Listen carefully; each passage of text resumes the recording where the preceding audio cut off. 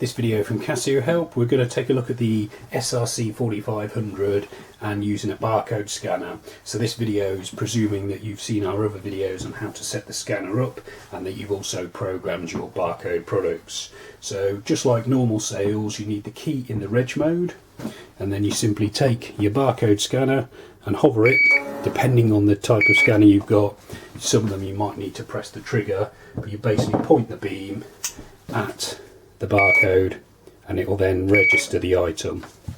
You can also do multiples of items. I mean, normally when you're scanning, you'd scan each individual barcode for best practice, but if someone's got a lot of a particular item and you're happy that the amount is correct and the barcodes are correct, you can simply do the amount and then use the multiply key before scanning the barcode.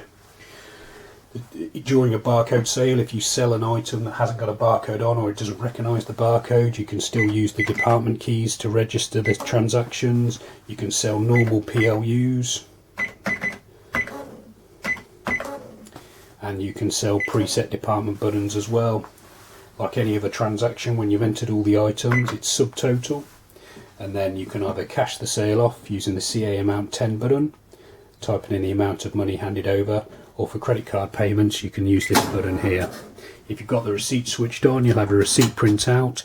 If not, you've got post receipt, which if programmed will enable you to print out a copy receipt.